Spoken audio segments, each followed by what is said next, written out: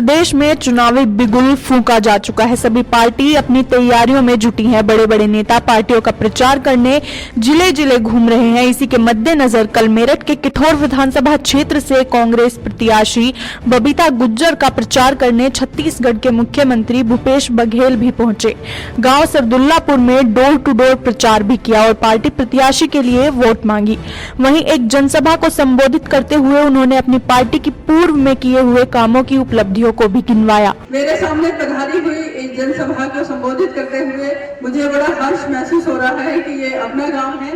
यहाँ मैं बहू बन के आई थी। इसमें मेरे परिवार भी है, मेरा गांव भी है, मेरे सब लोग मेरे ही हैं, चाहे वो मेरे बच्चे हैं, चाहे भाई हैं, चाहे जेठ है, चाहे देवर है। हिंदुस्तान की आन बान शान जो लगातार सतत रूप से उत्तर प्रदेश के चुनाव में सक्रिय भूमिका निभा के एक अभिभावक के रूप में आपके और हमारे बीच में कांग्रेस के लिए समर्थन मांगने के लिए घूम रहे हैं सम्माननीय भूपेश बघेल साहब, हमारे नौजवान नेता, अखिल भारतीय कांग्रेस कमेटी के सचिव और आप सबके चहेते जो आप लोगों के बीच में लगातार पिछले 2-3 वर्षों से कांग्रेस पार्टी की बागडोर संभाल के प्रियंका दीदी के, सोनिया गांधी जी के, राहुल गांधी जी के सपनों को साकार करने के लिए हमारे बीच में घूम रहे सम्माननीय धीरज गुज्जर जी और हमारी प्रत्याशी जो एक ऊर्जावान महिला है, जो आपके खुद के गांव की बहू है।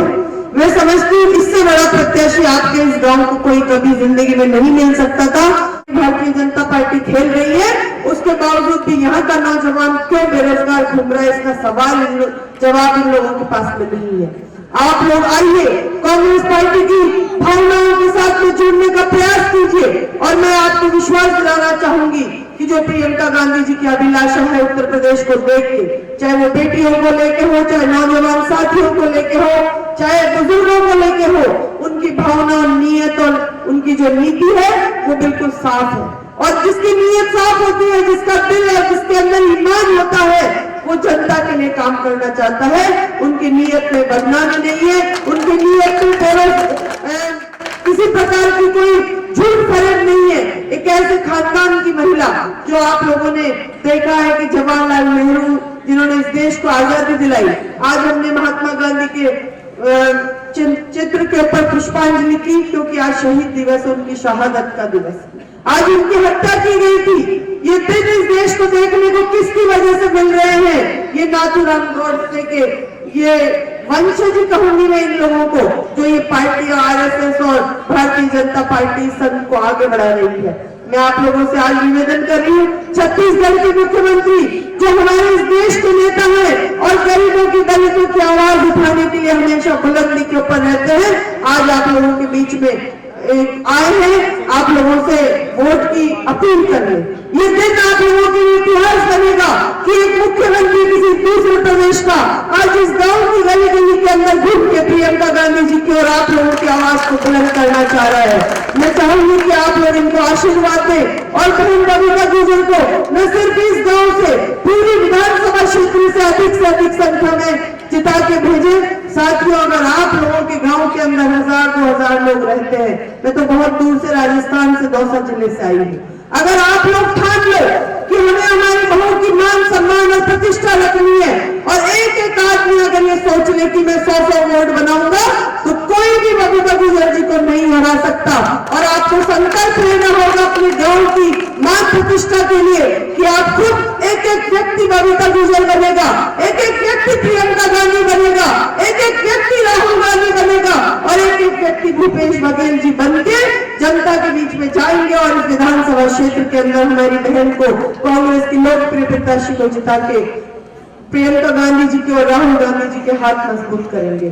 अगर योगी आदित्यनाथ को जवाब देना चाहते हो तो आपको बताना पड़ेगा, आने वाली 10 तारीख को आपको कांग्रेस के हाथ का बटन का पंजा दबाना पड़ेगा। मेरे सामने सिख भाई बैठे, अभी घटना को ज्यादा दिन नहीं हुए, लखीमपुर के अंदर अजय मिश्रा कैनी के बेटे ने अपनी जीत से एक सरदार जी के बेटे को, जो किसानों के हक की लड़ाई लड़ रहा था, अपने सत्ता के मद में चूर होकर अपनी गाड़ी से कुचल के मार दिया। अगर उसकी साथ लेना चाहते हो तो आपको आने वाली 10 तारीख को कांग्रेस का हाथ का बटन दबाना पड़ेगा। आपसे मैं कहना चाहता हूँ, जो योगी आदित्यनाथ जी ने राज में हुआ वैसा ही कुछ अखिलेश यादव ने भी किया। जब वोट देने का मौका आता है तो मुलायम सिंह जी मुल्ला मुलायम सिंह बन जाते हैं, और जब सीए एनआरसी के टाइम में बोलने का मौका आता है तो अखिलेश के मुंह से जबान नहीं उछलती है, क्योंकि उसको वोट देने हैं। अगर सीए एनआरसी का जवाब देना चाहते हो तो आने वाली 10 तारीख को आपको कांग्रेस के हाथ का पंजा दबाना पड़ेगा। और आपके बगल के जिले में आजम खान को पिछले 5 साल से इस सरकार ने जेल में डाल रखा था, और उनको ये चचा कहते थे, चचा के लिए मुंह से एक शब्द नहीं निकल पाया। तो जो अपने चाचा शिवपाल यादव का नहीं हुआ, जो अपने चाचा आजम खान का नहीं हुआ, वो उत्तर प्रदेश की जनता का कभी हो नहीं सकता। इसलिए अखिलेश का जवाब देना चाहते हो तो आने वाली 10 तारीख को आपको कांग्रेस को वोट देना होगा। सारी पार्टियां अपने अपने विचार लेके, अपने कार्यक्रम लेके, अपनी नीतियां लेके आप सबके सामने आए। आज ये कार्यक्रम शुरुआत करने के पहले हमने महात्मा गांधी को नमन किया। आज 30 जनवरी है, महात्मा गांधी जी की आज ही के दिन हत्या की गई थी, 3 गोली उसके सीने में उतारी गई थी, और आज का दिन शहीद दिवस के रूप में हम सब मनाते हैं। हमारा रास्ता गांधी जी का रास्ता है, सत्य का रास्ता है, अहिंसा का रास्ता है, भाईचारा का रास्ता है, बंधुत्व का का रास्ता है, ग्राम स्वराज्य का रास्ता है, सबका सबको समानता और भाईचारा, ये है हमारा रास्ता, जिसमें हमारे पार्टी में, हमारे नेताओं के विचारों में सबके लिए स्थान है। ये बहुत सारे नेताओं भाषण में हमने सुना कि मुसलमान को पाकिस्तान भेजो, और उसके बाद वो भाजपा के आरएसएस के कार्यालय में एक लगता है फोटो अखंड भारत का, उस नक्शे में, अखंड भारत के नक्शे में पाकिस्तान भी है, अफगानिस्तान भी है, बांग्लादेश भी है, और अन्य हमारे पड़ोसी देश हैं। पहले उसको भेज दो और वापस फिर मिला दो, तो फिर भेज क्यों रहे भाई? जब बाद मिला सबको अखंड भारत में आप नक्शा में शामिल नहीं कर रही हो तो भेजने की बात क्यों कर रहे हो? इसका मतलब क्या है? इसका मतलब ये है आपके दिल में नफरत पैदा करना, और नफरत के बदौलत अपनी सत्ता हासिल करना।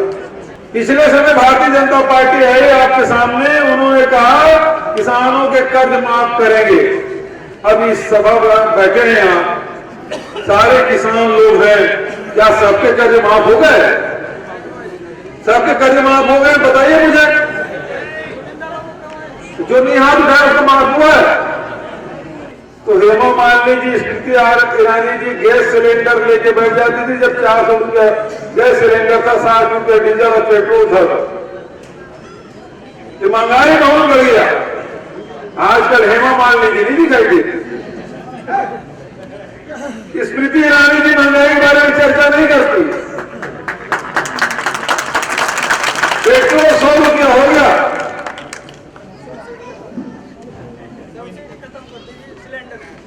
सिलेंडर 950 रुपया हो गया।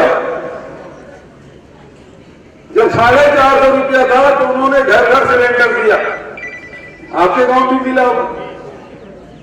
और जैसे सिलेंडर बटा वैसे सिलेंडर की कीमत बढ़ने लगा। तो सिलेंडर आपकी सुविधा के लिए था कि अपने मित्रों के ग्राहक खोजने के लिए था। अब 2 और पार्टी बची, एक अखिलेश बाबू है, दूसरा बहन मायावती है। एक दिल्ली में है, दूसरा लखनऊ में।